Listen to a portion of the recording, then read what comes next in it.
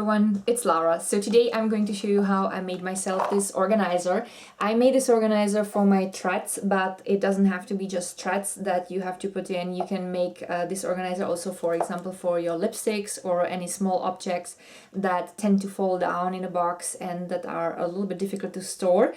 It is also an upcycling project because it is made of an old cardboard box, so that's what we're gonna do today. Have fun! First, I put the box upside down on a sheet of paper and I simply outlined the shape of it.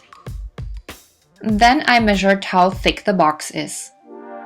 My box is 2 millimeters thick and therefore I needed to correct the rectangle that I drew on the paper by 3 millimeters on each side. It is important that the organizer will be slightly smaller than the exact measurements of the inside of the box, otherwise it would be very difficult to put it in. As a next step, I wanted to find the exact middle of the box. For that, I marked the middle of each side of the rectangle and I connected the marks with 2 lines. I used one of my threads in order to measure how big the compartments are supposed to be. I took in account enough space around the thread and also the thickness of the cardboard. Once I found my mark, I knew how wide the compartments are supposed to be. Then I started measuring from the middle away. The long side of my box could be equally divided by the measurement of the compartments, but that wasn't the case for the shorter side. And since I started measuring the compartments from the middle, I ended up with 4 equally wide compartments from the middle away, and the side compartments are slightly wider. Once I connected all the marks, I had a grid that was the actual template for my organizer.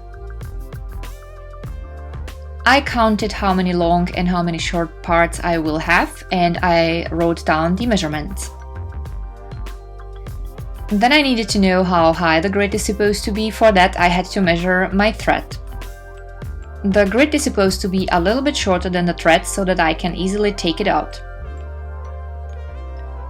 Now I had all my measurements, so I could draw the shapes on a piece of cardboard, and here I have already all the pieces that I will need.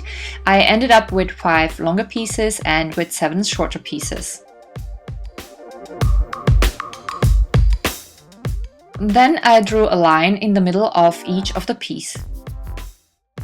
I started measuring the compartments, and similarly like on the paper, I started in the middle on the shorter piece.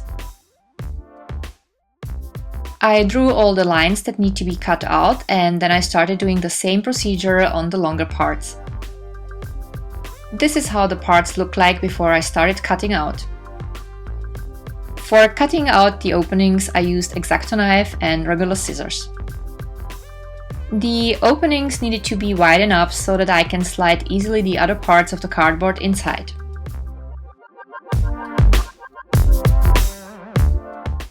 Before I started with the procedure on the other parts, I put the first 2 parts together and then I put them inside of the box just to make sure that the measurements are correct. I also checked if there is enough space around the thread. If you don't care about how the cardboard looks, you can put all the pieces together and that would be it.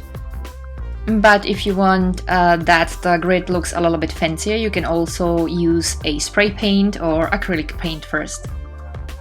I choose black spray paint with a matte finish because that fits perfectly to the inside of my box. Once all the pieces were sprayed on both sides and dry, I was able to assemble my grid. I put the grid inside of my box and then I was able to finally organize my threads.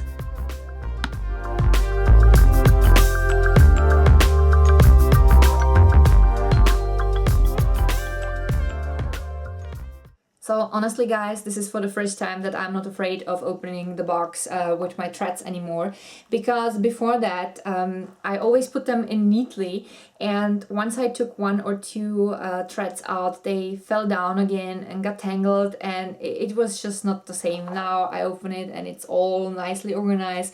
And also what you can do is you can, for example, write on the side or put a sticker on it where you mark which shades are in which row, if you would have like a row of whites and bluish shades and greenish whatever. And you could do the same with your lipsticks. If you store that way your lipsticks, then you could write, yeah, these are my pink tones, purple tones, orangey red or bluish red, whatever. So that would make it even easier to find the right item for you.